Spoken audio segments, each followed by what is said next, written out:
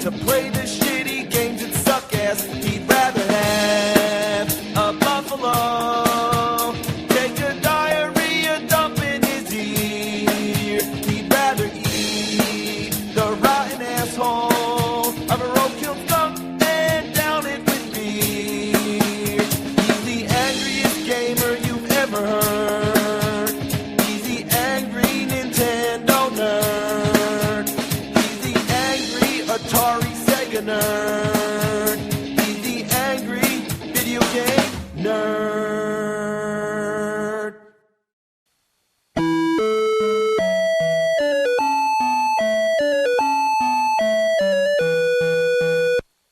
I have a bad feeling about this. We're going to play a bunch of Star Wars games. The movies were a prime target for video game adaptations. They were full of all kinds of action set pieces, with battles taking place in space and on land, lightsaber duels, speeder bike chases. They had lovable characters, great storylines, and a classic mythology that was ripe for expanding upon in the world of gaming. So how could they fuck that up? Let's find out. Our journey begins, innocently enough, with the Atari 2600.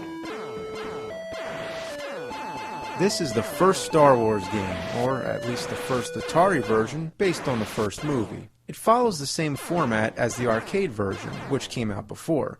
It focuses on only one scene from the movie, the climactic rebel attack on the Death Star. It's unimpressive, to say the least, but for the time, it was ambitious to try and create a 3D perspective. And besides, the Atari 2600 is well known for not being able to live up to the arcade standards of quality. The Empire Strikes Back, again, only borrowed from one scene, the fight against the Imperial Walkers on the planet Hoth. Unlike the other game, this follows the two-dimensional side-scrolling format, similar to games like Defender. All you do is shoot down an infinite army of walkers while avoiding their laser beams. Did that blast just come from its ass? Are these walkers, or are these dogs shitting out airborne turds? They take a lot of hits. You just keep shooting them till they change different colors and eventually explode. The control is fluent. The longer you drive the joystick, the more momentum your ship gains. Return of the Jedi focuses on the second Death Star battle. It figures out of all the scenes they could have chosen, they go with the space scene. You know why? Because Atari loves space. The best way to describe Atari in a nutshell is spaceship shoot laser, boom, that's it. Just the amount of games that begin with the word star is overwhelming. Or damn, space. What was this, the fucking space age of gaming? If this game wasn't called Star Wars, it would just seem like any other Atari game. The controls are similar to the classic Asteroids. Even though I said they picked the space scene, there actually was another Return of the Jedi game that focused on the Ewok stage. That's one way to make more money, split them up into two different games. However, the Ewok game was never released. The object is to get closer to the Death Star so you can destroy it. But unfortunately, there's a giant dance floor in space stretching out for infinite light years. You have to wait for a hole to appear, go in the hole, and now you've engaged the Death Star. Going with the dance theme, I think this would be a better game if you were trying to destroy a giant disco ball. Yeah, the storyline is that disco is coming back, and you gotta stop it. It would be called Disco Fuck Yourself, but now I'm just thinking out loud. So you keep shooting away at the Death Star, blasting away all the pieces, hoping that you can make all the pieces go away before all your brain cells do the same. Once you have a clear shot for the center, it's time to go boom. It's gonna go boom. This is Atari, I know. It's gonna go boom. Boom! There's another game called Jedi Arena. It's supposed to be based on the scene in Star Wars A New Hope where Luke is training with that flying metal orb thing. So you're waving your lightsaber back and forth, deflecting electric charges. I guess the idea is to deflect them to the other player or the computer.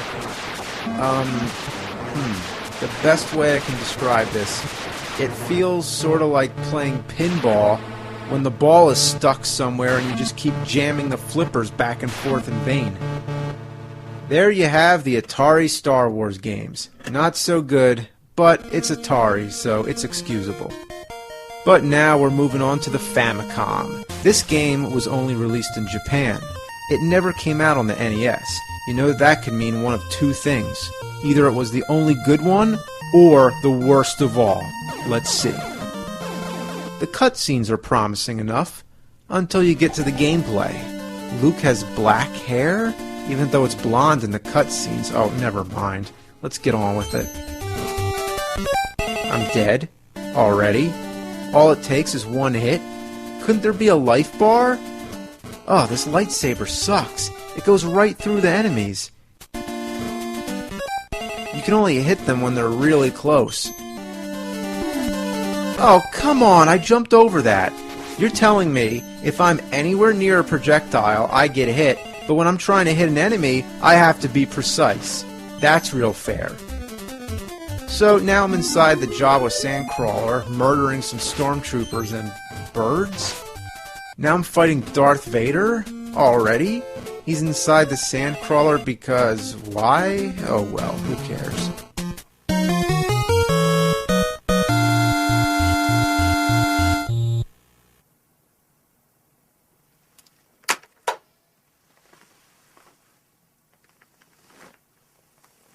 Did that happen in the movie? Did that happen in any of the movies?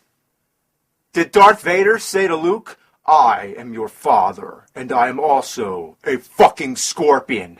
No, it's not true. That's impossible! Why does Darth Vader turn into a fucking scorpion? That doesn't even happen in the special editions. There is no version of Star Wars in this universe or timeline or any other, I'm sure of it, where Darth Vader turns into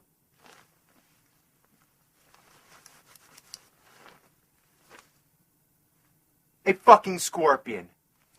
I need a beer. Hey, where's my beer droid? Hey! Come on, bring me a beer. Yeah, that's my beer droid. Hey. Alright. Okay. Yeah. Alright, come on.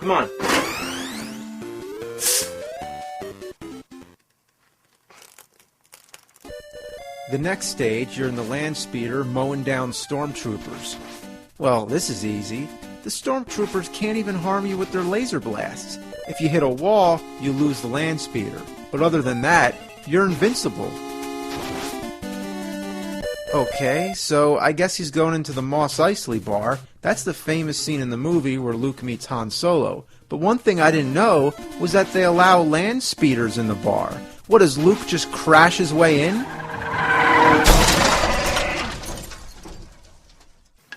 It's quite interesting, actually. In this version, Luke gets to the bar so fast, I bet Han and Greedo were still talking at the table. You know, who shot first, Han or Greedo, whatever. But actually, neither one of them did. Luke kills Greedo with his land speeder right after Han says, "Over my dead body." Boom! All of a sudden, Luke comes through, crashing with the fucking land speeder. I want to see that in the next special edition. Now we're already flying away in the Millennium Falcon? You don't even get to see the inside of the bar. We've already established that this game has nothing to do with the movie, so at this point, I'd just like to see what kind of ridiculous shit could go on in there. But no, we don't even get a cutscene. Nothing. After a pitifully standard space shooter stage, we're back to side-scrolling again. Game over. Is that Darth Vader breathing? Or is that the sounds of the ocean? Now I start from the beginning? Yep, it's one of those games. No continues, 3 lives, 1-hit deaths. Simple as that. You make 3 mistakes, you go all the way back to the beginning. There's little in the way of 1-ups, no password system, and no stage select code. Doesn't matter how far you get, if you die, you're doing it all over. Even on the novice setting, it's still hard. The odds of successfully navigating through this miserable fuck heap is 3,720 to 1. There's certain Jedi powers you can use to help yourself through, but you only get these for a limited time. The only way to progress is through trial and error. You need to familiarize yourself with the layout. Like here, I thought I could jump down that waterfall, but nope, that's the wrong way. Each time I play this, I progress a little farther than the last. But if only I didn't have to keep playing the earlier stages over and over again. After the 20th fucking time, I'm burned out. This is worse than a piece of shit. It's a whole shit.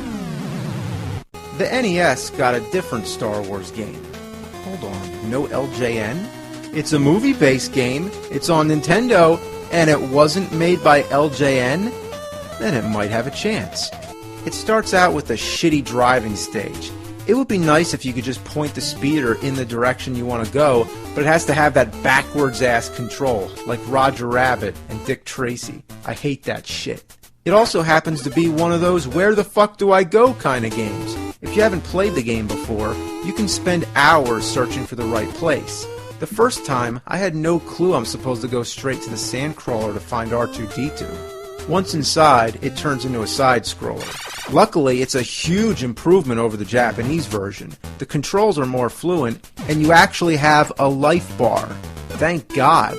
It still manages to be a very difficult game. One thing that's kind of annoying, if you fall from too great a height, you take damage. Does that happen in Super Mario Brothers? No, it doesn't. You find these elevator shaft things that make Luke shoot up into the air, but they land you on a conveyor belt, then you get hit by these metal garbage can lids. Those conveyor belts can go fuck a dick. There's R2. Oh shit, the conveyor. Fuck! Then you drive out to Mos Eisley to find Han and get the Millennium Falcon. Here there's actually a stage inside the bar, unlike the other game. It's unfeasible to beat this stage with the blaster. You have to get the lightsaber before coming here. So fuck the bar, first go to the cave.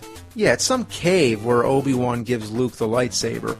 It's not clear at all where you're supposed to go first. And besides, why would Obi-Wan give Luke the lightsaber in a cave? Now that I have the lightsaber, the bar stage is much easier. But the next stage starts kicking my ass again. All these bounty hunters are flying around blowing me to smithereens. Jump! Jump! I made it through the hangar. I'm at the Millennium Falcon, flying in space, getting annihilated by asteroids that kill in one hit. You gotta collect shields for the ship, which can only be found back at the hangar. Of course. Too bad I didn't know that, because now I gotta do the whole game over. Okay, so I went through the whole game again, and now I'm back at the hangar. This time making sure to collect the shields. Now the flying stage is much easier, and after that, it's time for the Death Star. Unfortunately, the Death Star is a confusing maze of elevators. Where do I go? Wouldn't it be nice to have a map or a compass? Anything to help me navigate my way. Instead, it's a guessing game. Man, I don't know how the stormtroopers deal with this shit. Even worse, one of the elevators can only be found by taking a dive. Try that anywhere else and it would drop you to your death. Once you get Leia, she becomes a playable character. Fortunately, she can jump way better than Luke. But it's not going to help too much because this whole stage is full of spikes. If you touch them, you die. That's it. Even if you touch the side of a spike, you die. This is a cruel joke. Think about every game that has spikes or any sort of prickly hazards that cover the walls. Imagine all that combined and multiplied 1,000,000 times. Even worse, you go into this anti-gravity room where you get sucked up to the ceiling against your own will.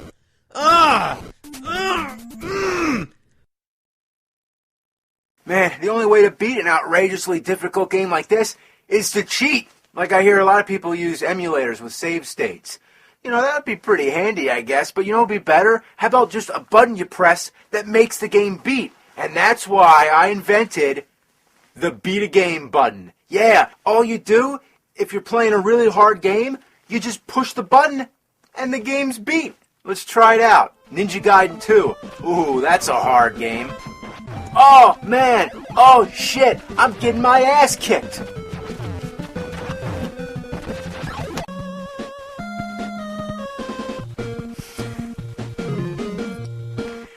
Legend of Zelda. Beat it. Mega Man. Beat it. You never thought you'd beat a hard game like that, not without the Beat a Game button. Alright, all you games, consider your ass beat.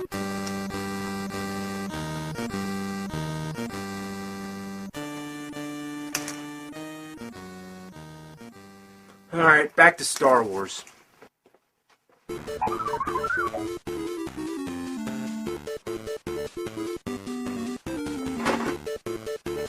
rusty hunk of junk. Ow!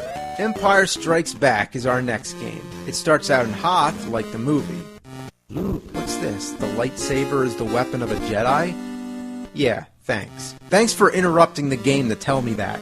Might as well tell me cows go moo. For the most part, this game sticks to the same format as the first Star Wars on NES, but the controls still take some time to get used to. It doesn't help that you start out riding on a tauntaun. You can get on and off, and if you get off at the wrong time, you can get stuck. Until I found out you can jump higher by first holding down. It's like Super Mario Bros. 2. You duck down and it charges your jump. That would have been much more useful information to tell me instead of the lightsaber is the weapon of a Jedi. And what's this? The program engineer shows his face? I wish it was Fred Fox. You can collect different force powers. Luke, choose the Force. Instead of use the Force, it's choose the Force. That's clever. Though I gotta give him credit for the digitized speech. Sounds better than Ghostbusters. Even Darth Vader's breathing sounds accurate. For some reason the tauntaun eats this nasty fungus on the ground. Yeah, yummy, eat that shit. Whatever it is. The part where I get really fucked is when I'm trying to jump on these glaciers and these droids keep shooting from all over the place. Aiming the blaster is not as self-explanatory as it looks. You think you just point with the D-pad, but no, it just shoots wherever the fuck it wants. Now I'm fighting the Wampa. It takes like 9 million hits to kill, and look how easy this is. I could just stand here and he'll never get me. Next is a flying stage where you shoot down the Imperial walkers. You even tie them up with the cable, like in the movie. Then you're inside the Rebel base where you can hijack a walker. The strange thing is that Luke actually destroys it before hopping in. I saw it explode and collapse, but now it's perfectly operational? Then you're in the Dagobah swamp. Enemies pop out of nowhere, and the vines must have been greased with oil because I keep slipping off. And of course there's that classic bullshit where you have to leap off a ledge in good faith. This swamp stage is from hell! Oh my god, damn, fuck! And that's where I reach my limit, because the game's too hard. There is no Return of the Jedi game, not on NES. I guess they knew when to stop. Hey, Beard Droid. You know what? Just never mind.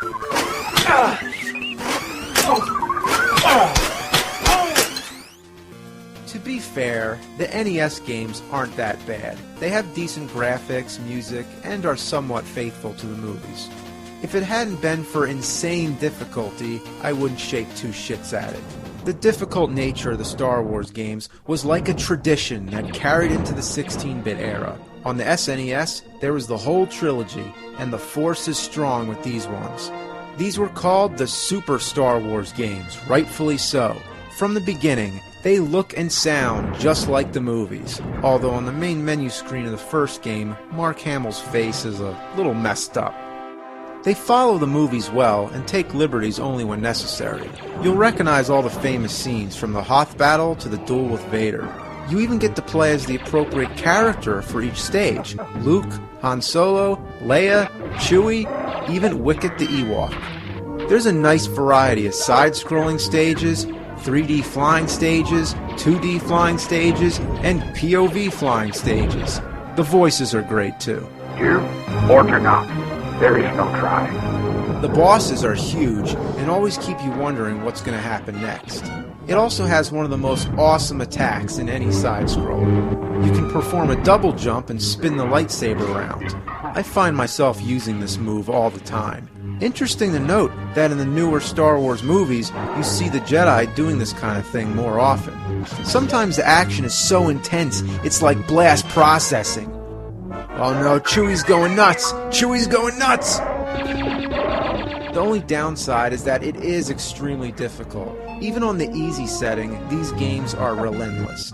In the first game, there's this land speeder stage where you're going around crashing into piles of shit. A series of tricky platforms that require some lucky jumps, false jumps that lead to nowhere, enemies that take way more hits than necessary. Come on, fucking die. Power-ups that come way later than needed. Descending platforms that make you think you're going somewhere, but take you into lava with no warning. enemies that freeze you over and over, and boss battles that go on for an eternity. Why do all these bosses have such long life bars?